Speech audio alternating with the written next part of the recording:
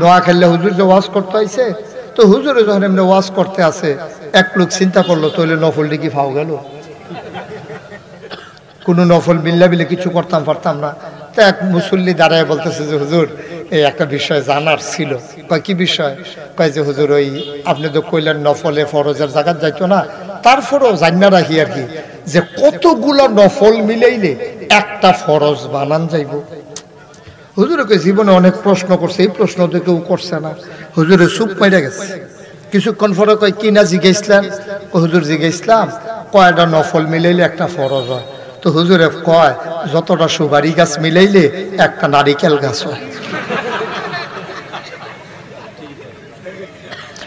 1 কোটি নারিকেল গাছ মিলাইলে তুমি 1 কোটি সুপারি গাছ মিলাইলে তুমি যেমন একটা নারিকেল গাছ বানাইতে পারবা না, সারা জীবনের নফল মিলাইলেও একটা ফরজ বানানো যাবে না, যাবে না, যাবে না, ঠিক কিনা?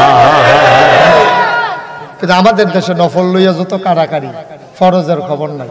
এবারে মসজিদে গেলে একবারে আসার নামাজ পড়ে বাইতেই, আসরের টাইমে যায় একবারে ওজিফা কালাম আদায় করে মসজিদের বারান্দাত বইয়া থাহে, আল্লাহ বিল্লাহ করে, এই তসবি টানতে আছে, মাগরিব পড়ে আসা পড়ার পরে বাইতেই। অথচ এবার আর কলেজ পড়ুয়া মাইয়া 4টায় কলেজ ছুটি হয়েছে, আসার কথা 4:30টায়, রাইতের 8টার সময় এবার আর মাইয়া বাইতেইছে না, এবার আর টেনশন নাই। এবার আর বউয়ে টেলিভিশন চায়, এবার আর মসজিদও বউয়ের ছেড়ে দিয়া রাখছে, বাজারও মাইয়ায় কলেজও গেছে, আসার খবর নাই। ছেলে ওই সিফার ভিতরে বৈশা বৈশা মোবাইল চালাইতে আছে, উনি বৈশা বৈশা তসবি পড়ে। আমি বলি তসবি তুমি ক্ষান্ত দাও, তোমার বউয়ের মার্কেট থেকে না নামাজে লাগাই দাও, ঠিক কিনা? তুমি একা একা জান্নাতে যেতে পারবা না বাবা, একা একা জান্নাতে যাওয়া যায় না। তুমি একা একা জান্নাতে যাইতে পারবা না, তোমার বিবি যাইতে দেবে না, তোমার সন্তান যাইতে দেবে না। কিয়ামতের ময়দানে তোমার আসামি বানাই ফেলবে, তোমাকে ডেকে বলবে বাবা আপনি নামাজ পড়েছেন, আমাকে তো বলেন নাই। বিবি বলেছেন আপনি চুপ করে ফজরের জামাতে গেছেন, আমারে তো ডাইকে উঠান নাই। সন্তান বলবে আল্লাহ এই যে আমার আব্বা উনি কই যায়? কই জান্নাতে যাইতেছে। আমার জন্য কি করলেন? উনি জান্নাতে চলে যায়, আমারে কি কইরা গেল? তোমারে কি করবে? উনি নামাজ পড়েছে, আমারে নামাজের জন্য ডাকে নাই। আল্লাহ বলবেন বান্দা দাঁড়াও, এবার ছেলে আর বাবাকে মুখোমুখি করে দেওয়া হবে। কোরআন শরীফে বর্ণনা এসেছে, সন্তানকে বাবা বলবে তোরে নামাজের কথা বলছি, সন্তান বলবে আপনি বলেন নাই। এবার ভিডিও ছেড়ে দেওয়া হবে, সচিত্র প্রতিবেদন। আপনি একা একা মসজিদে যাচ্ছেন, ছেলে খেলতেছে, তামাশা করতেছে, আপনার খবরও নাই। আবার ছেলে বলবে আমি যদি জাহান্নামে যাওয়াই লাগে আমার আব্বারে শোয়াই দাও, বুকের উপরে পা দিয়া আমি জাহান্নামে যাই।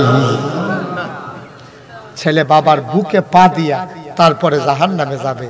আপনি যে রঙের ঘোড়া দৌড়াইতে আছেন, আপনি তো মনে করছেন আপনার দায়িত্ব হইলো ছেলের একটু শৈল গোত্র মোটা করা, তারপরে 8 পাস করলে পুলিশে ঢুকাই দাও, শরীরটা আরেকটু ভালো হইলে টাকা পয়সা থাকলে তার বিদেশ পাঠাই দাও। আপনার দায়িত্ব শেষ। 4 ফুটের 4 ঘর তুল্লা দিছেন, 4 জনের কামাই রোজগার কইরা দিছেন, আপনি মনে করছেন আপনার দায়িত্ব শেষ। না, এটা আপনার দায়িত্ব না। জন্ম দিলেই বাপ হওয়া যায় না। আপনার দায়িত্ব হচ্ছে সন্তানকে মুসলমান হিসেবে তৈরি করা, ঠিক কিনা? আপনি দ্বীনি বিধান অনুযায়ী তাকে তৈরি করা। আপনি নিজে নফলের ভিতরে এত ঝুঁক, ফরজের দিকে খবর নাই। যেমন করে বলা হয়েছে আকিমুস সালাহ, নামাজ কায়েম করো, যেমন করে বলা হয়েছে ওয়াতুজ যাকাত, যাকাত আদায় করো, ঠিক এমন করে কোরআনে আরেকটা আয়াত দিয়ে বলা হয়েছে আকিমুদ্দিন, দিন কায়েম করো। সুবহানাল্লাহ বলবেন না? নামাজ কায়েম করা কারে কয়? মুফতি শফি রহমাতুল্লাহ আলাইহি তাফসিরে মারিফুল কোরআনের ভিতরে নামাজ কায়েমের 2টা ব্যাখ্যা দিয়েছেন। তিনি বলেছেন নামাজ কায়েম করা একরকম, এইরকম ফরজের জায়গায় ফরজ, ওয়াজিবের জায়গায় ওয়াজিব, সুন্নতের জায়গায় সুন্নত, নফলের জায়গায় নফল, মুস্তাহাবের জায়গায় মুস্তাহাব, মুস্তাহসানের জায়গায় মুস্তাহসান, সবগুলা মাসালা মাসাইল সঠিকভাবে আদায় করে খুশু খুজুর সাথে, যেমন করে বলেছেন কাদ আফলাহাল মুমিনুন আল্লাযীনা হুম ফি সালাতিহিম খাশিউন, তেমন করে নামাজটা আদায় করা, এটারে কয় নামাজ কায়েম করা। তো নামাজ কায়েম করা বলতে উনি কয়টা কথা না কইছে? কথা কয় না, কয়টা কইছে? একটা হইলো মাসালাগতভাবে সুন্দর করে আদায় করা। 2 নম্বরে নামাজ কায়েম করা কারে কয়? নামাজ কায়েম করা মানে হচ্ছে তুমি নামাজ পড়বা, তোমার স্ত্রীকে নামাজ পড়াবা, তোমার সন্তানকে নামাজ পড়াবা। তোমার একটা মেল ফ্যাক্টরি আছে, 50 জন কর্মচারী আছে, নামাজের বিরোধী দিয়ে তাদেরকে নামাজ পড়তে বাধ্য করবা। তোমার একটা ডেইলি লেবার আনছো মাটি কাটার জন্য অথবা ধান কাটার জন্য, তোমার দায়িত্ব হলো ওই লেবারটাকে দিয়া তুমি নামাজের সময় নামাজ পড়াবা। তুমি যদি মেম্বার হও, এই ওয়ার্ডে সবাইকে নামাজ এনশিওর করা, এটা তোমার দায়িত্ব। তুমি যদি চেয়ারম্যান হও, তোমার ইউনিয়নে প্রতিটা মানুষ নামাজ পড়ে কিনা এটা খেয়াল রাখা। তুমি যদি এমপি হও, তোমার সংসদীয় আসনে সবাইকে নামাজ পড়তে বাধ্য করা। তুমি যদি প্রধানমন্ত্রী হও, তোমার দায়িত্ব হচ্ছে 56,000 বর্গ মাইল টাকনাফ থেকে তেতুলিয়া, রূপসা থেকে পাথুরিয়া, এ বিশাল জনপদে আইন করে, কণ্ঠ বোর্ডে পাশ করে, গ্যাজেট আকারে আইন করে সবাইকে জানিয়ে দেওয়া নামাজের সময় নামাজ, নামাজের পরে সকল কাজ। ঠিক কিনা? তোমার দায়িত্ব। মুসলমান রাষ্ট্রের যিনি প্রধান হবেন এটা তার দায়িত্ব। আমি এই ওয়াজ যখন 5-6 বছর আগে করতাম ইসলাম, তখন আমার লগে যে এক এমপি বইয়া রয়েছে, এমপি আমার কানে কানে কই, হুজুর মাইকটা আপনারা তো যেটা কোন এটা তো সুন্দর লাগে, এটা কি যেমনি মন্দির এমনি এটা সম্ভব?